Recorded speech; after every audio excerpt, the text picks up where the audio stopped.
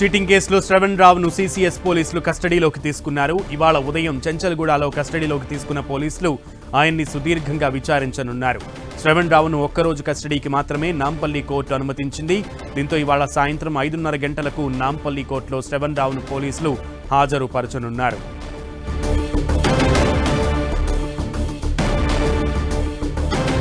Cheating కేసులో పోలీసుల కస్టడీకి శ్రవణ్ రావు వచ్చారు.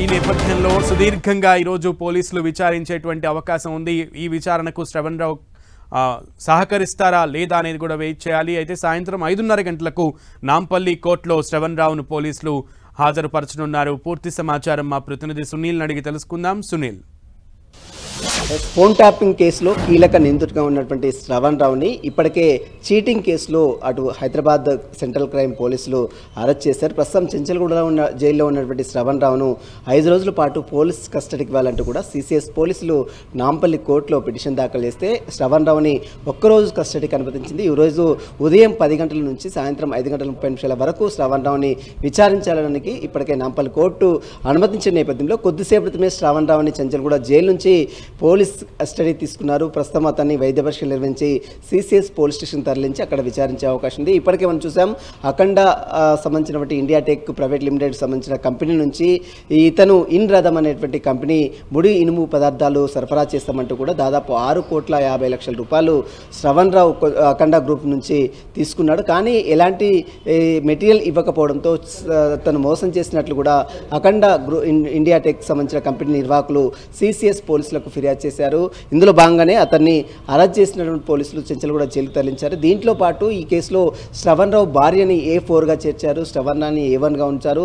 వీరు డబ్బులు తీసుకొని మోసం చేసినటువంటి నేపథ్యంలో ఇంకా చాలామంది నిందితులు ఇందులో ఇన్వాల్వ్మెంట్ ఉంది. అసలు ఈ డబ్బులు మొత్తం కూడా ఎక్కడికి తరలించారు, ఎందుకు ఇంత మోసం చేశారన్న కోణంలో కూడా సీసీఎస్ పోలీసులు సుదీర్ఘంగా విచారించే అవకాశం ఉంది. గతంలో కూడా శ్రవణ్ రావు జూబ్లీహిల్స్ స్కూల్లో అతను పనిచేసినప్పుడు కూడా చాలా నిధులు పక్కదారి పట్టించే ప్రయత్నం చేశారంటూ కూడా పెద్ద ఎత్తున ఆరోపణలు రావడం జరిగింది. కాబట్టి దానికి సంబంధించినటువంటి విషయాలపై కూడా ప్రస్తుతం అయితే పోలీసులు విచారించే అవకాశం ఉంది. ఇక అఖండ గ్రూప్ సంబంధించినటువంటి ఓనర్ ఆకర్ష్ కృష్ణకు ఇతనికి చాలా కాలంగా కొంత వివాదాలు నడుస్తున్నాయి.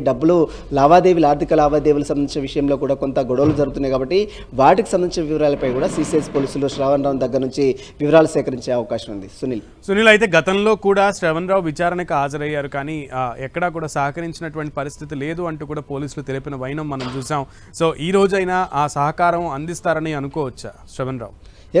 ఎస్ ఖచ్చితంగా. Akhanda group of company Bharat tech India tech Akhanda India tech group company నుంచి దాదాపు 6,50,00,000 రూపాయలు ఇతను తీసుకున్నాడు.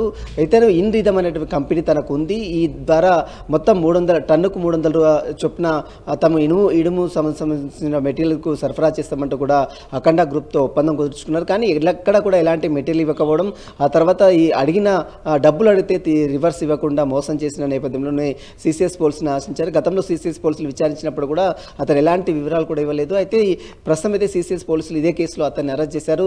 గతంలో కూడా ఫోన్ ట్యాపింగ్ కేసులో శ్రవణ్ రావు నిందితుడుగా ఉన్నాడు.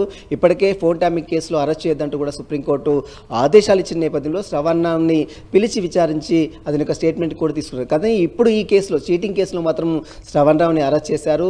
శ్రవణ్ రావుతో పాటు శ్రవణ్ రావు భార్యని కూడా ఈ కేసులో స్వాతిని A4గా చేర్చారు. ఆమెను కూడా పిలిచి విచారించే అవకాశం కూడా కనపడుతుంది. మొత్తం మీద ఈ కేసులో శ్రవణ్ రావు ఇంకా ఎక్కడెక్కడ డబ్బులు తీసుకున్నారు, ఎవరెవరి దగ్గర చీటింగ్ చేశారన్న దానిపై కూడా ఈరోజు సీసీఎస్ పోలీసులు సుదీర్ఘంగా శ్రవణ్ రావుని విచారించి ఆయన స్టేట్మెంట్ కూడా నమోదు చేసుకునే అవకాశం ఉంది. సునీల్.